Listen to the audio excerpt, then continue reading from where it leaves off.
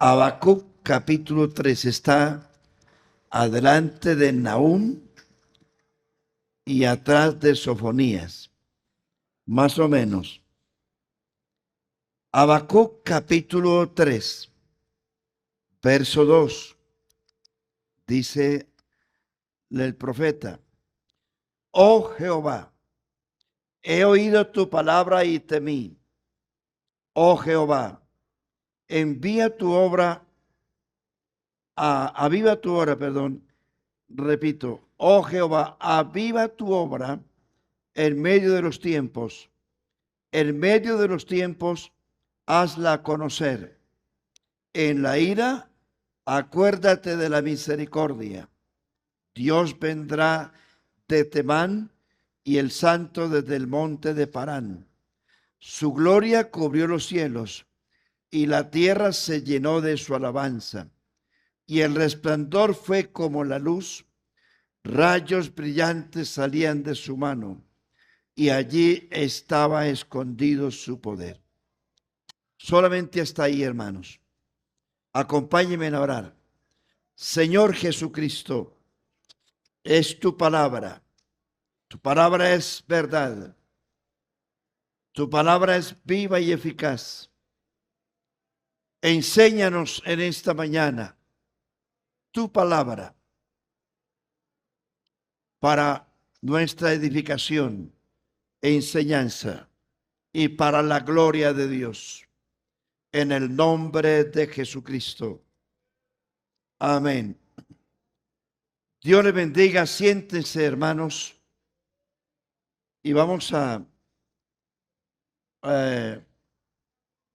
predicar esta mañana sobre el título: ¿por qué es necesario un avivamiento en la iglesia?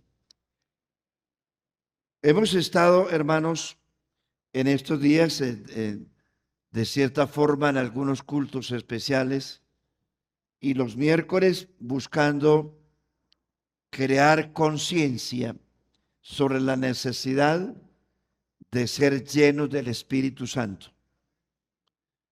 Y aunque es una frase que se repite en la iglesia, hermanos, hay que insistir en esto. Porque por mucho que usted luche humanamente, si no tenemos la unción del Espíritu, seremos cristianos de mala calidad. Es la unción del Espíritu Santo la que hace de nosotros buenos cristianos. Y hoy parece que la iglesia se ha relajado demasiado en esto. Años atrás, cuando nosotros nos convertimos al Señor, lo primero que nosotros deseábamos era recibir el bautismo del Espíritu Santo. Y mucha gente lo recibía antes del bautismo en agua. Otros lo recibían en la pila bautismal. Era una sed insaciable. Queríamos recibirlo, queríamos sentirlo. Hoy, tristemente, no es así. Hablaba esta semana con un pastor en Pereira y me decía que lo más preocupante que sentían ellos allí en el eje cafetero era lo que se esperaba, que después de la pandemia la gente acudiera masivamente a buscar al Señor. Y ocurrió un efecto contrario. Esperábamos que después de la pandemia nosotros fuésemos más consagrados y que la gente que nosotros que logramos sobrevivir fuéramos más agradecidos y buscáramos al Señor. Pero ha sido lo contrario. Esa es una prueba, aunque hago un paréntesis para decirles que el COVID está reviviendo. Y es importante que ya pronto como que va a salir un decreto donde se va a volver obligatorio de nuevo el tapaboca en los lugares cerrados, como los templos, teatros, como transporte público, porque el COVID se está disparando otra vez. Y yo le digo, hermanos queridos, ustedes y yo, que estamos aquí vivos, tenemos la oportunidad de continuar en este camino. Vienen plagas peores. Y la gente que se fue de la iglesia por malagradecidos, en la próxima plaga no escaparán. Tristemente así es.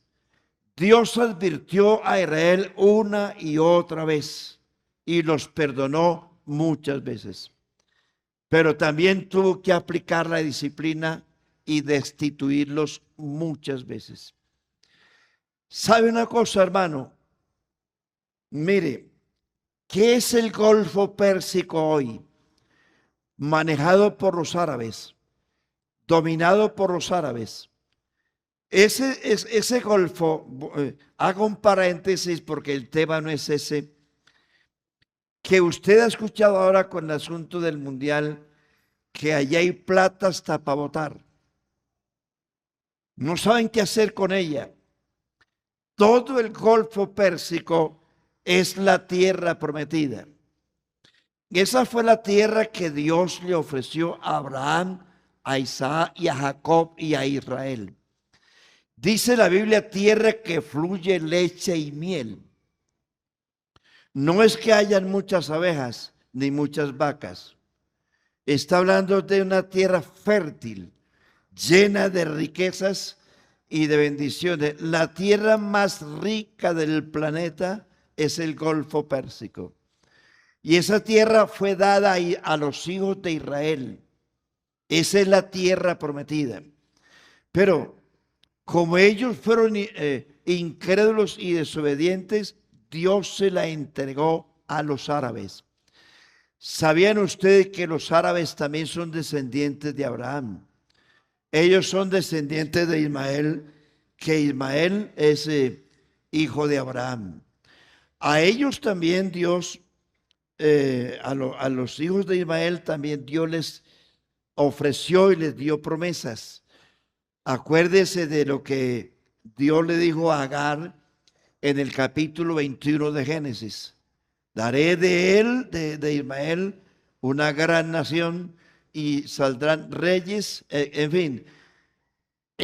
Todo eso que disfrutan los árabes, aunque no creen en Dios, aunque allí se violan los derechos humanos, aunque allí matan las mujeres porque no se ponen un velo o la burka, aún así Dios le entregó esa tierra a ellos.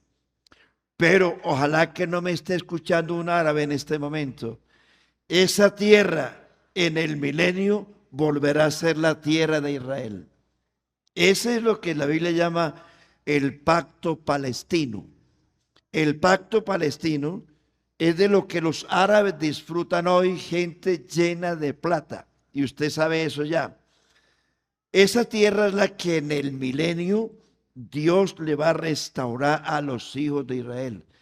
Así que los árabes que disfruten ahora, porque en la gran tribulación es donde van a haber cosas extraordinarias, y los hijos de Israel recuperarán la tierra, no solamente la que tuvieron, sino la que no alcanzaron a conquistar, será de nuevo en el milenio de los hijos de Israel. ¿Por qué lo digo? Porque ellos tuvieron grandes oportunidades, pero fueron grandes incrédulos.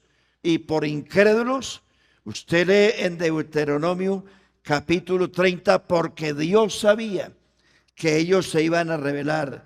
Y Dios dice en Deuteronomio capítulo 30 que a consecuencia de la desobediencia, Dios los arrojaría a todas las naciones del mundo. Y usted sabe que eso ha ocurrido.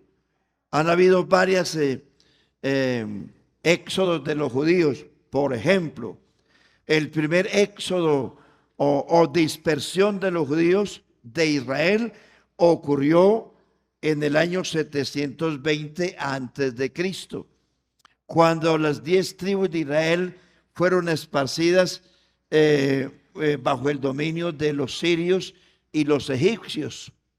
En el año 525 antes de Cristo fueron exiliados los judíos que habían en Jerusalén y fueron llevados a Babilonia. Esa tribu de los judíos regresaron 70 años después y se establecieron en Jerusalén de nuevo bajo el imperio babilonio, persa, griego y romano. Ese pueblo judío fueron de nuevo esparcidos en el año 70 después de Cristo, que Jerusalén fue destruido de nuevo y los judíos esparcidos por todo el mundo a causa de la desobediencia. Hermanos, Dios tiene paciencia hasta cierto grado y los soportó, pero en el año 70, cuando ellos rechazaron a Cristo, cuando ellos pidieron a Pilato, suéltenos a Barrabás y crucifiquen a Jesús, y la sangre de Jesús sea sobre nosotros y sobre nuestros hijos. Grande sentencia pidieron, porque en el año 70 después de Cristo murieron más de 1 millón de judíos en manos de los romanos y los demás fueron esparcidos por el mundo. Todos quedaron esparcidos hasta el año 1948, cuando Judá regresó a Jerusalén. Pero las demás tribus de Israel no han regresado. 10 tribus de Israel que fueron al norte antes 725 antes de Cristo no han regresado. En este momento la mayoría de la nación de Israel está esparcida por el mundo. A Jerusalén solamente han regresado unos 5 o 6 millones de judíos. El resto de Israel está por el mundo. Es decir, la tierra que les fue dado a ellos, Dios se las quitó y se la dio a los árabes. Hermanos, la salvación que Dios nos dio a nosotros, nos la puede quitar y dársela a un inconverso. ¿Usted cree que a Dios se le agotan los recursos? Así como Dios lo llamó a usted y me llamó a mí, así Dios puede llamar del mundo el borracho, el adúltero, el drogadicto, el sinvergüenza y convertirlo en un predicador. ¿Usted cree que Dios no me puede reemplazar a mí en cualquier momento? Hermano, Dios es soberano y es omnipotente. Amén. Y me puede reemplazar a mí y reemplazarlo a usted. Por eso dice la Biblia en Apocalipsis capítulo 2 versículo 25, dice: retén lo que tienes para que ninguno tome tu corona. Apocalipsis 3:11 dice: lo que tenéis, retenedlo hasta que yo venga. Mucha gente ha pasado por la iglesia, mucha gente, pero hermanos, es gente que no ha conocido a Dios. Se han bautizado, sí, pero fíjese usted el mandamiento de Marcos 12, 28 y 29. Alguien le preguntó a Jesús: Señor, ¿cuál es el más grande, el más grande y más importante mandamiento de todos? La respuesta de Jesús fue: el más grande y más importante mandamiento de todos es: oye, Israel, el Señor nuestro Dios, el Señor uno es. ¿Qué quiere decir esto? Que y luego dice: lo amarás con toda tu mente, con todo tu corazón y con todo tu entendimiento. ¿Qué quiere decir? Primero hay que conocerlo, luego amarlo, No se puede amar a quien no se conoce. Entonces la gente que se ha ido de la iglesia por cualquier circunstancia es porque no han conocido a Jesucristo. El día que usted conozca quién es Jesucristo, usted se va a enamorar de Jesús y tendrá que decir como Pablo, amén. ¿Qué dice Pablo? ¿Quién nos separará del amor de Cristo? Todos los que se fueron de la iglesia no han conocido a Cristo. Se fueron por algún error que vieron en alguien. No vuelvo a la iglesia porque por esto y por aquello. No vuelvo. No han conocido a Dios. Espero que ustedes sí hayan conocido a Cristo. Hermanos, y que nada ni nadie los aparte de la iglesia. Yo aquí les he dicho, yo llevo casi 50 años en la iglesia. La persona que me trajo a la iglesia, lo vi borracho después, perdido en una cantina, borracho. Y él fue el que me evangelizó. El pastor que me bautizó a mí, lo vi descarriado. ¿Qué hago yo? ¿Le creí al que me evangelizó? No. ¿Creí en el pastor? No. No. Yo creí en Jesucristo. Yo creí en el Señor. Y hermanos, he visto tristemente, he visto muchos cristianos y tristemente compañeros de ministerio apartados, directivos. A lo largo de 47 años que llevo de ministerio, he visto pastores y directivos apartados de la fe, divididos. Eso a mí no me ha tocado. Lástima de él, lástima de ellos, se perdieron. No me ha afectado para nada. Hoy, por la gracia de Dios, me siento más pentecostal que nunca. Amo al Señor hoy más que nunca, porque yo sé que aunque muchos han fallado, Jesucristo no me ha fallado.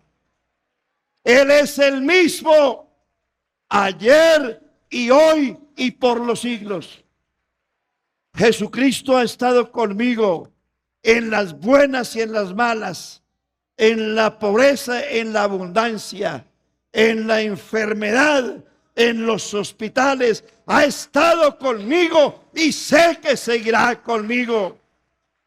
Y yo quiero que ustedes en esta mañana digan como el apóstol Pablo: ¿quién me separará del amor de Cristo? ¿Qué puede decir usted? Tribulación, angustia, hambre, persecución, peligro, espada, revólver, cuchillo. Y agrega, hermanos, antes en todas estas cosas somos más que vencedores por medio de aquel que nos amó. Por medio de aquel que nos amó. Amén. Por medio de aquel que nos amó. Por lo cual, agrega Pablo, por lo cual estoy seguro que ni lo alto, ni lo bajo, ni lo ancho, ni ninguna otra cosa creada me podrá separar del amor de Dios que es en Cristo Jesús, Señor nuestro. Pedro le dice a la iglesia: miren, con cuán grandes letras los escribo. Y dice Pedro en la segunda carta, capítulo 2, dice estas palabras: entre tanto que estoy en este cuerpo les escribo, aunque ustedes sepan las cosas, se las vuelvo a repetir. Y dice: porque yo sé con qué muerte voy a morir, porque estoy en breve de dejar este cuerpo como me lo dijo el Señor. Dios me dijo cómo iba a morir y no tengo temor. Entre tanto les sigo escribiendo las mismas cosas, aunque ustedes las sepan. Pablo dice estas palabras, 2 Corintios capítulo 5. Dice, aunque esta morada terrestre se deshiciere, tenemos de Dios un edificio, una casa no hecha de manos, eterna en los cielos, porque por fe andamos, no por vista.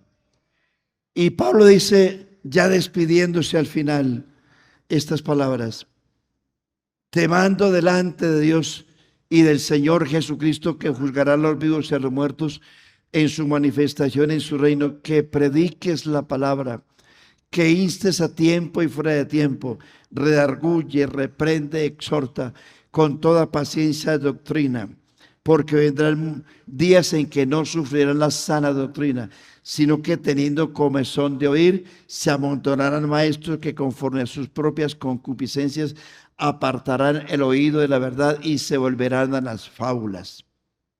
Pero tú, Timoteo, tú sé sobrio en todo, soporta las aflicciones, haz obra de evangelista, cumple tu ministerio.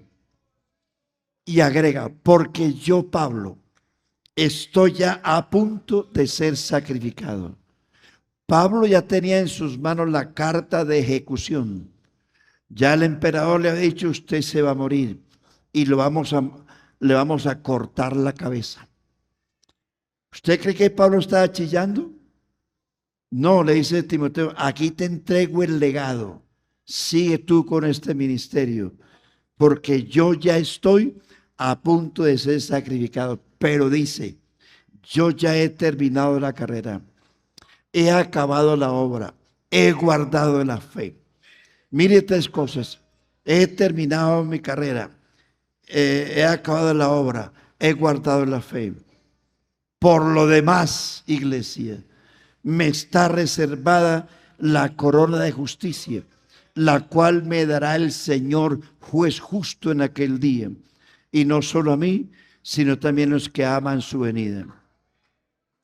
¿Dirá usted también eso esta mañana? Gloria a Dios. Entonces, hermanos, nosotros le debemos todo a Dios. ¿Por qué se aparta la gente? Porque no tiene el Espíritu Santo. Créame, hermanos, no es fanatismo. La persona que ha recibido el bautismo del Espíritu Santo no se aparta de la iglesia. No se va jamás. Que este falló, que aquel también. De malas. De malas. Porque yo me bauticé en el nombre de Jesucristo. Porque yo estoy siguiendo es al Señor. Que se apartó mi mujer, de malas. Se apartó mi marido, de malas. Que mis hijos no quieren volver, de malas. Pero yo seguiré firme adelante en el nombre de Jesús. ¿Qué dicen ustedes? ¿Qué dicen ustedes? Podemos recitar, somos más que vencedores por medio de aquel que nos amó. Puede gritar esta mañana, nunca me voy a apartar del Señor. Sigo a Cristo en las buenas o en las malas. Dice Pablo, vivos o muertos del Señor somos. ¿Cómo es que la gente se aparta tan fácil, hermano? Me asusta y me aterra eso. Pero tú estás en el pie. ¿Por qué necesitamos un avivamiento? Hay en la Biblia 15 avivamientos. Voy a empezar con el primero. ¿De acuerdo? Empezamos. Introducción. ¿Por qué es necesario un avivamiento? ¿Por qué es necesario un avivamiento? Bueno, no lo voy a enumerar porque se me volatan los números. Es necesario un avivamiento porque un verdadero avivamiento nos lleva a una verdadera conversión. Nosotros hemos confundido y a lo largo de estos temas vamos a descubrir realmente qué es un avivamiento. Nosotros hemos confundido que un avivamiento es cantar toda una noche, gritar toda una noche, hablar en lenguas toda una noche, amanecer sin garganta y decir eso es un avivamiento. Creemos que vivir de campamento en campamento es un avivamiento. Yo siempre he respaldado los campamentos donde he ido. Pero la pregunta es, ¿tiene algún efecto positivo en los campamentos? La gente de momento se emociona y dice, qué bendición. Dura 1 o 2 meses esa alegría. Pero ¿dónde está toda esa gente que asiste inconstantemente a los campamentos? Si los campamentos y las vigilias de 12 horas fueran realmente un avivamiento, tenemos una iglesia grandísima, maravillosa, llena del Espíritu Santo. Pero pasan ese tipo de cosas, la gente vuelve a lo mismo, a la misma rutina, no hay un cambio, porque seguimos en lo mismo. ¿Por qué? Porque eso no trae, el verdadero avivamiento trae una verdadera conversión. Y aquí vamos a comenzar con el primer avivamiento en la Biblia, el de Jacob. Y vamos a mirar los pasos que Jacob dio, negativos y positivos, y las consecuencias cuando ya una persona realmente se convierte. En la iglesia, pero ya más adelante, pero les adelanto un poquito. El avivamiento verdadero de la iglesia apostólica no era gritar como locos. El verdadero avivamiento de la iglesia apostólica fue la llenura del Espíritu Santo de la gente y la conversión de miles de pecadores. ¿Cuánta gente se ha convertido en las vigilias de 2 y 3 días? Pocas. Porque la gente, nosotros queremos imitar el mundo, los trinitarios, los conciertos que se reúnen en un coliseo, en un estadio, a saltar como locos. Y dice, esto sí es avivamiento. No, ¿dónde está la verdadera conversión? Me perdonan, no estoy regañando a nadie, sino que queremos que nos enfoquemos y nos centremos en lo que realmente es un avivamiento. Porque cuánta de esa gente que está en vigilias, en campamentos, saltando y brincando, hoy no están en la iglesia. Entonces yo quisiera que aquí localmente, aquí entre nosotros, que no nos escuche nadie, sino usted nomás, miremos qué es un verdadero avivamiento. Uno, un verdadero avivamiento es aquello que lleva a usted a la verdadera conversión. Dos, un avivamiento es aquello que le da seguridad de que usted es un hijo de Dios. La pregunta ¿es usted un hijo de Dios? Poquitos, gracias hermano por ser sinceros. ¿Cuántos de ustedes son hijos del diablo? No, yo sé que no me entendió, tranquilo, tranquilo. Por Dios, que Dios nos guarde, hermano. A ver, vamos a reivindicarnos. ¿Cuántos son hijos de Dios esta mañana? Fuera el diablo. Bien, la regeneración, iglesia, esa es la introducción. La verdadera regeneración del cristiano nos indica que estamos unidos a Cristo, porque separados de Él, repítalo, separados de Él, ¿quién lo dijo? Lo dijo Jesús, permaneced en mí y yo en vosotros, porque separados de mí, nada podéis hacer. Una rama, un cajo se cae de un árbol, se cae de un árbol. y esa rama está verde por algunos días, pero finalmente se seca, porque no tiene la savia del árbol. Cuando un cristiano se va de la iglesia, de pronto permanece unos días por ahí tambaleando, como que sí, como que no, pero se seca al final, porque lo que mantiene a la rama viva es que esté injertado en el árbol. Es el árbol el que le da la savia a las ramas, a las hojas y a los frutos. Y ese árbol es Jesucristo. Si usted no está injertado allí, se muere. Tarde o temprano se muere. Y para usted mantener la comunión con Dios, debe estar en constante oración. ¿Que por qué ese fulano se apartó? Hay tres cosas de las que he repetido mucho aquí. Un cristiano se aparta porque deja de orar. Un cristiano se aparta porque deja de leer la Biblia, y un cristiano se aparta porque deja de asistir a la iglesia. Y no me diga que yo lo escucho allá en la emisora. Sí, hermano, Dios lo bendiga. Sí, está bien. Eso es un plan B, pero eso no es lo fundamental. El cristiano debe congregarse. La Biblia dice que debe congregarse, porque la congregación es una fuerza espiritual. El calor de la iglesia y la comunión con la iglesia es indispensable. Separados de mí, nada podéis hacer. La conversión verdadera es la transición de la vida vieja a la vida nueva. La transición. Si alguno está en Cristo, nueva criatura es. Cuando un cristiano es convertido, ama a Dios y ama a los creyentes.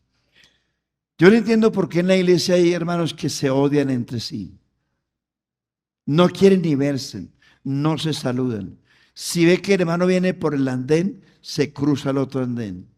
Yo ese hermanito me cae mal, me cae al hígado, me cae gordo. Un cristiano decir eso. Un cristiano en la iglesia amenazando a otros, pues si no me hace esto, le echo a los de la moto. ¿Cristianos? Esos no son cristianos. Nuestros pleitos tenemos que arreglarlos nosotros. Oye, ojalá que no tuviéramos que ir a ningún tribunal a eso, y mucho menos amenazando a la gente. Un cristiano no hace eso. Un cristiano verdadero convertido no hace eso. Un cristiano verdadero ama a los hermanos. Ama a los hermanos. Amén. Te amo con el amor del Señor. ¿Te está en ese coro? Te amo con el amor del Señor. Ama si quieres ser feliz. Ama y todo cambiará.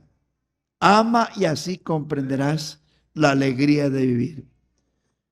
De nada sirve usted a vivir amargado. Es lo más terrible que hay. Ame a Dios y ame a los hermanos. Cuando usted ama a Dios, está indicando que usted ha nacido de Dios. Cuando usted ama a los hermanos, indica que ha nacido de Dios. La Biblia dice que el que ama, que el que aborrece a su hermano es homicida, y ningún homicida tiene vida permanente. Gloria al Señor. Estoy haciendo solamente una introducción. Ahora, metámonos aquí al caso de Jacob. Yo aquí tengo muchas cosas escritas, pero voy a tratar de hacer un resumen. Avivamiento según Jacob, o no según Jacob, sino según la vida de Jacob. ¿Por qué se producen las cosas?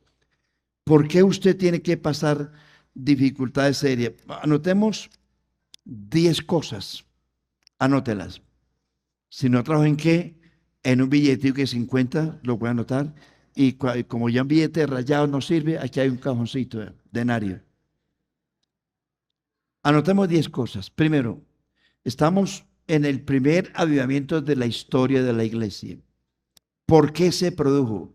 ¿Cómo se produjo?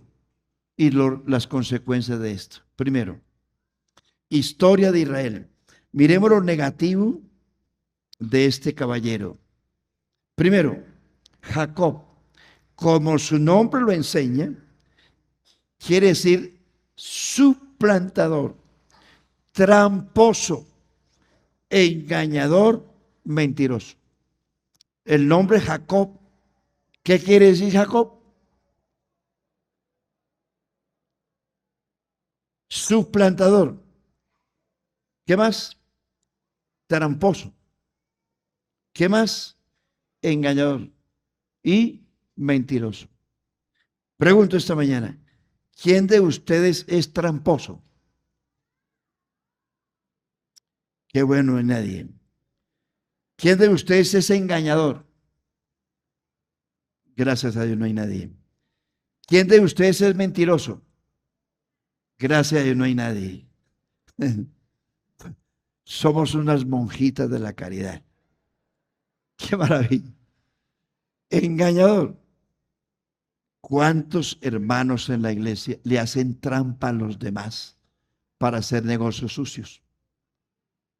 No dicen amén, gracias a Dios no hay aquí. Hermano, la Biblia habla del peso falso y la balanza falsa. Sea correcto. Si es un comerciante, lo que haga usted sea correcto. Porque usted puede engañar fácilmente a una persona. Y claro, la persona puede quedar satisfecha de cierta forma, pero en su corazón sabe que lo engañó. Y Dios se lo cobra mañana. Es que, hermano, el peor negocio que hay es ser mentiroso y tramposo. Porque la trampa que usted haga hoy se la hacen mañana y cuadruplicada. La mentira que usted meta hoy, mañana se la meten a usted. Porque esa es la regla de oro. Eso dice el Señor. Dice, no juzguéis para que no seáis juzgados. Porque con la vara que medís, os volverán a medir. ¿Qué dice la Biblia? Porque todo lo que a vosotros, lo que no quieren que os hagan a vosotros, no lo hagas con los demás. Porque esa es la ley y la regla de oro. Pero aquí miraremos que pasan los años y los años y los años, y hermano, tarde o temprano, usted paga el engaño que hace. Tarde o temprano Dios lo descubre. ¿Está de acuerdo? Y si no, le cito la Biblia. Los últimos versículos de Salomón en Eclesiastés dice, porque Dios traerá toda obra, buena o mala, que esté encubierta a juicio algún día. Hebreos 4:12 dice, la palabra de Dios es viva y eficaz, más cortante que toda espada de dos filos, penetra hasta partir el alma, los tuétanos, discierne los pensamientos y las intenciones del corazón, y no hay cosa creada que se esconda de la presencia de Dios. Antes todas las cosas están desnudas y descubiertas delante de aquel a quien tenemos que dar cuenta. Sea real. Una de las 7 armas de Efesios 6 dadas a la iglesia es la primera. Dice, por tanto, ceñid vuestros cintos con la verdad. Primero la verdad. La primera arma es la verdad. Primero usted tiene que conocer la verdad, que es Cristo. Segundo, permanecer en la verdad. Y tercero, hablad verdad. Dice la Biblia, hablad verdad cada uno con su prójimo, porque ahora sois nuevas criaturas. ¿Me está entendiendo, hermano? No le estoy regañando, estoy pensando en su futuro. El Salmo 139 dice, si subo a los cielos, ahí estás tú. Si bajo al abismo, ahí estás tú. Si tomo las alas del alba, allí estás tú. Lo malo y lo bueno, lo malo no lo puedo hacer. Hermano, usted y yo estamos vigilados las 24 horas del día. Y si usted cree que Dios no lo vigila, su conciencia sí. Sí. Eso quiere decir Jacob. Número 2, a consecuencia de lo tramposo, le tocó huir y perder su hogar y su casa. Hay consecuencias. 3, a Jacob, por mentiroso, tramposo y mentiroso y engañador, le tocó sufrir temor, vergüenza, deshonra, soledad, miseria, siendo el hijo de un patriarca. 4, fue engañado, se cegó lo que había sembrado. A donde él fue, sus primos lo engañaron cuantas veces a ellos les dio la gana. 5, tuvo que enfrentarse a los hijos de Labán, quienes lo acusaban, y no solamente eso, le hacían trampa todos los días. ¿Usted se acuerda de lo que Jacob hizo? Se lo recuerdo para que reflexione. ¿Usted se acuerda de la trampa que hizo Rebeca con él? Para él tomar la primogenitura. Su mamá, porque a veces las mamás son tan lindas, pero tan alcahuetes. ¿No dicen amén? No, no digan mejor.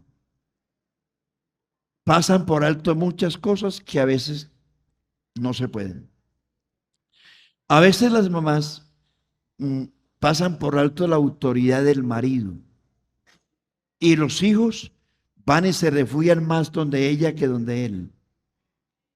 En el hogar, los dos tienen la misma autoridad. Y un hombre no puede desautorizar a la mamá ni la mamá al marido. Porque el hijo siempre va a hacer lo que le da la gana y como la mamá lo acoge debajo de su falda, pues hace lo que sea. Siempre es importante que la disciplina sea compartida, sea recíproca y que éste no se refugie del otro, porque así las cosas no funcionan. La mamá le dice a Jacob, mira, tu papá le dijo a tu hermano Esaú que fuera a conseguir el guiso que sabe hacer para entregar la primogenitura. Pero vamos a hacer una trampa. Yo voy a ayudarte a preparar el guiso, la carne que a tu papá le gusta, como ya es invidente. Entonces, tú te adelantas a tu hermano Jacob, a Esaú. Yo te preparo la carne como a tu papá le gusta.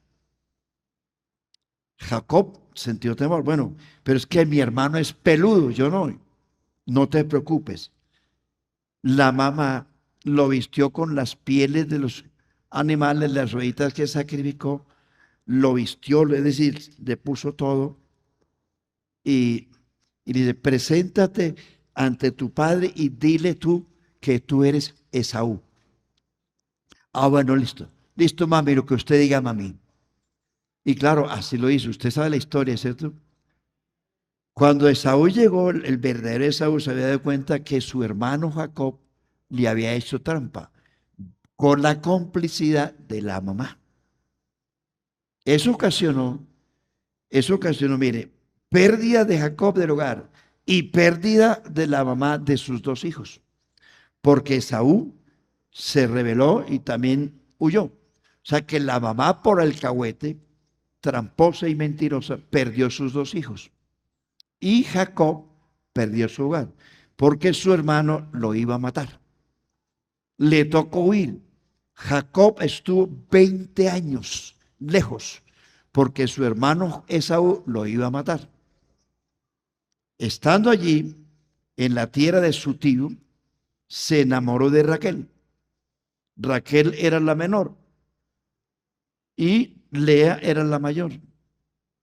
Yo trabajo 7 años por Raquel, porque era más bonita. Listo, el tramposo Labán, no hay problema. Llegó el día de la boda. Hubo fiesta como lo solían hacer. Como no había luz eléctrica, el tramposo Labán en la noche de bodas no le entregó a Raquel, sino a Lea. Se la acostó al rincón. No habían estos focos. Y claro, Jacob, en luna de miel, se llevó a Lea. Hizo su trabajo común y corriente. Al otro día, que aparece el sol brillando por la ventana, mira a Raquel y era Lea. Dice la Biblia que Lea era de ojos delicados, era un poquito viscoreta, pero Raquel era hermosísima. Se pone a mirarle y de pronto la pobre Lea miraba para acá, pero está mirando a Jacob, los ojos torcidos, y le dice Jacob a Lea: tramposa, ¿qué has hecho? Yo te llamé Raquel y me contestaste. Lea le responde: acuérdate que tu papá te llamó Esaú y tú le contestaste. Ahí estaba recogiendo lo que sembró. ¿Sí? Lo que tú hagas hoy, lo cosechas mañana, tarde o temprano. El hombre furioso se fue donde su suegro. ¿Qué hiciste?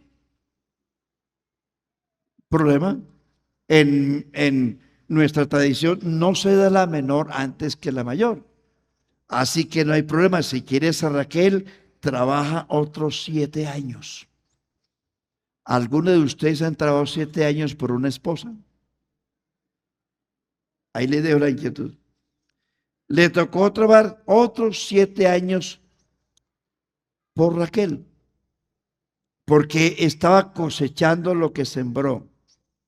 Tuvo que enfrentar la oposición de su propia familia. 7. Tuvo que enfrentar el pecado que cometió Raquel cuando se le robó los dioses a su papá. 8. Tuvo que enfrentarse al temor personal y saber de que su hermano venía para matarlo. 9. Tuvo que enfrentar el obstáculo de la avaricia y la codicia de su familia. 10. Tuvo que enfrentarse a los obstáculos de sus propios engaños. Ante todo, fue cuando entendió que necesitaba buscar a Dios. Hasta ahí Jacob era hijo de un patriarca, pero no convertido. Muchos son de la iglesia, mas no convertidos.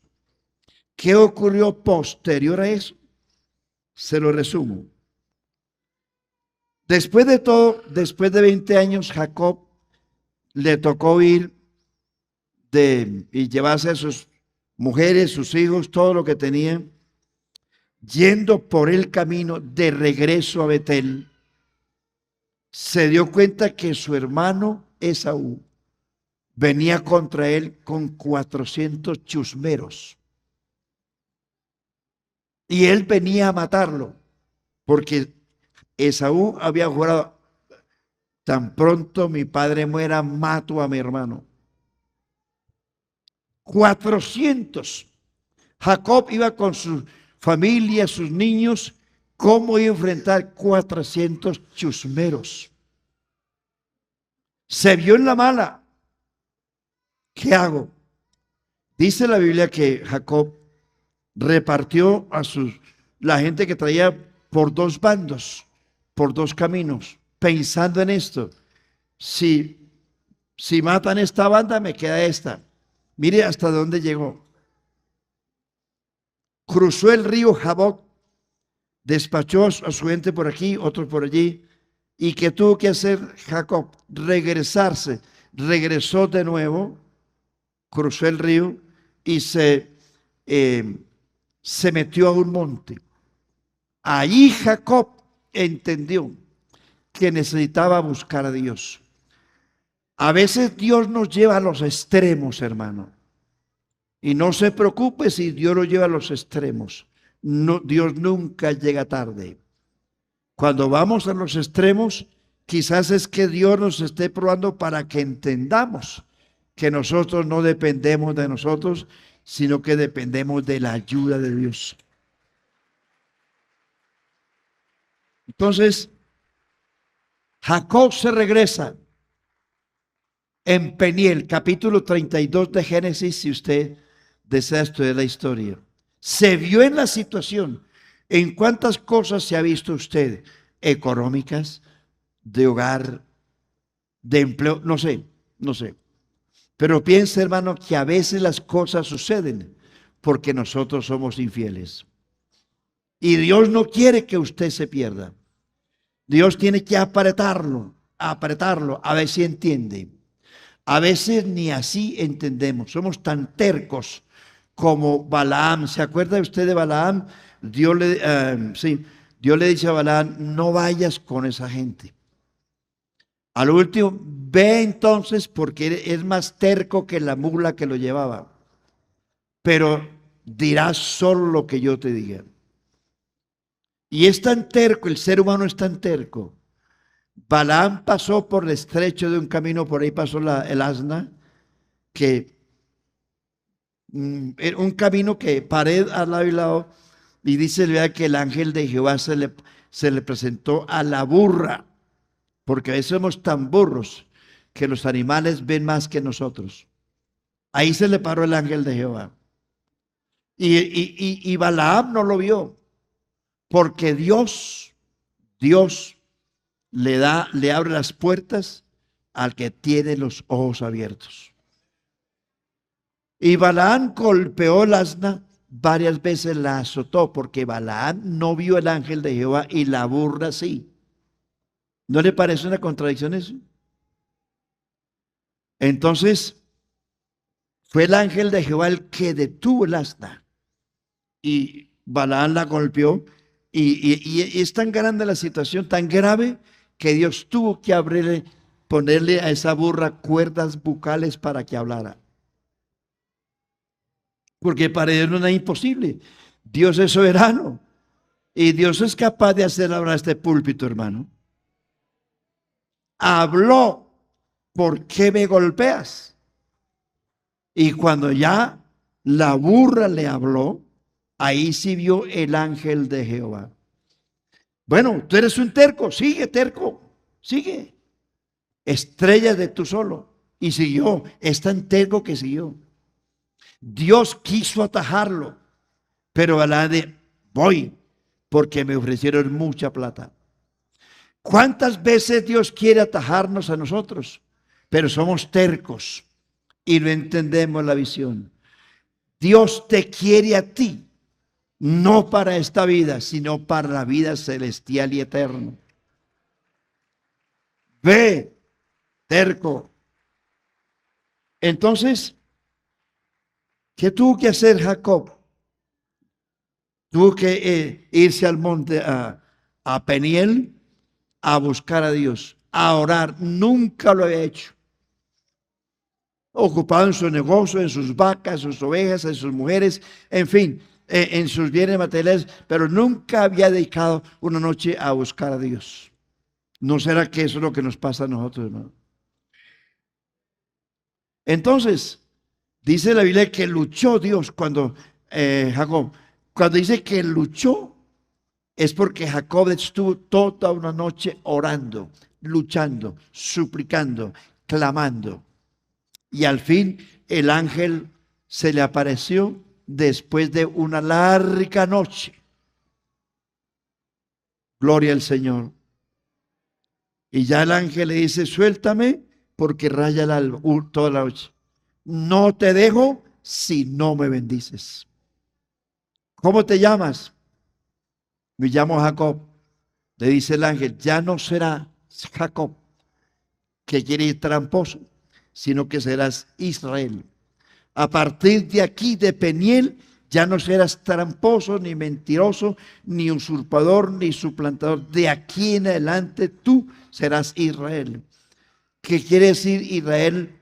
¿Qué quiere decir el que lucha con Dios o príncipe de Dios? ¿Qué tú? ¿Dónde se ocurrió ese cambio de vida? Cuando se encontró con Dios. ¿Dónde ocurre un cambio de vida en nosotros? El día que nos encontremos con Él. El día que usted decida. No fue Dios el que lo metió. Fue las circunstancias que obligaron a Jacob a meterse con Dios. Y allí encontró a Dios. Buscad a Jehová mientras puede ser hallado. Llamadle en tanto que está cercano. Aunque ciertamente no está lejos de cada uno de nosotros, porque en Él vivimos, por Él somos, por Él nos movemos. Hermano, termino esta mañana, aunque lo de Jacob falta más todavía. Faltan las consecuencias que lo que ocurrió después de la conversión. Porque es que una cosa es ser inconverso, otra cosa convertido y otra cosa lo que ocurre después de convertido. Entonces, la Biblia nos enseña a nosotros que a partir de ese momento, ya posteriormente lo haremos, Jacob se encuentra con Dios y Dios tiene que tocarle una parte de su cuerpo y lo puso a andar chureco. Y esa señal era para que entendiera que algún día se había encontrado con Dios. Hermanos, resumen, ¿no será que nos hace falta un encuentro con Dios? Le pregunto, ¿cuánto ora usted en su casa? No tengo tiempo. El celular, el chateo, el televisor, el iPad, el televisor, el trabajo, el hogar, los negocios. Lo que se ora hermano, hoy se ora muy poquito. Muy poquito. Y yo sé que le estoy diciendo la verdad. En la mañana lo cogió la tarde porque estuvo mucho rato en la televisión o pegado en internet o del computador. Se acostó cansado, no pudo orar. Estoy cansado, Señor, gracias, perdóname, usted conoce mi situación. Al otro día lo cogió el despertador y salió pitado. No oró, no buscó a Dios. Y así se lo pasa a mucha gente en la iglesia. No oran. No tengo tiempo de leer la Biblia. Hermano, no, qué dominical ni que nada. Yo tengo que aprovechar diciembre para vender mercancía. Este es el mes el mes que me toca a mí. No. ¿Qué cuento? Después voy a la dominical. Después voy al culto. ¿Es así o no es así? Y nos agarramos de unos pesos, porque dependemos de unos pesos. Qué bueno que aprendiéramos a depender de Dios siempre. Siempre. Y vea, hermano, nos hace falta conocer a Dios. En Israel, los israelitas trabajaban 6 días. El séptimo no lo podían trabajar. Era sagrado. Israel cultivaba y cosechaba 6 años. En los 6 años tenían que ahorrar para el 7, porque en el año séptimo, un año, ningún israelita podía trabajar. ¿Se murieron de hambre los israelitas en un año? No, porque el Dios de ellos les dio provisión los 6 años para sostenerse el séptimo año sin trabajar. ¿Qué es lo primero aquí? Que usted tenga a Dios en primer lugar. Primer lugar, Dios. Y de segundo, lo demás. Entonces, ¿por qué somos tan fríos? Llegamos a la dominical tarde. A los cultos llegamos tarde. Si a usted lo citan en la empresa a trabajar, tiene que marcar tarjeta a una hora precisa. Y si no, hermano, devuélvase. Usted dice, no, es que Dios no me juzga. Claro que no. Quizás ahora no lo juzgue. ¿No será que a veces nuestra escasez económica es por falta de que no buscamos a Dios en serio? Deja a un lado lo que tienes que hacer y métete en Dios. Es mucho mejor la bendición de Dios que tu trabajo. La Biblia dice, aquí surten muchos versículos. La Biblia dice, cuando el hacha pierde su filo, ¿qué hay que hacer? ¿Qué hay que hacer? Agregar más fuerza, porque no tiene filo. En este caso, les cuento una anécdota para terminar.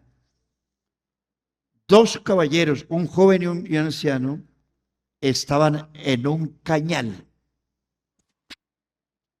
contratados para cortar determinado cantidad de caña. Hermanos, ¿me está oyendo? El joven cogió el machete y al comienzo eso parecía un loco, cortando caña por todas partes.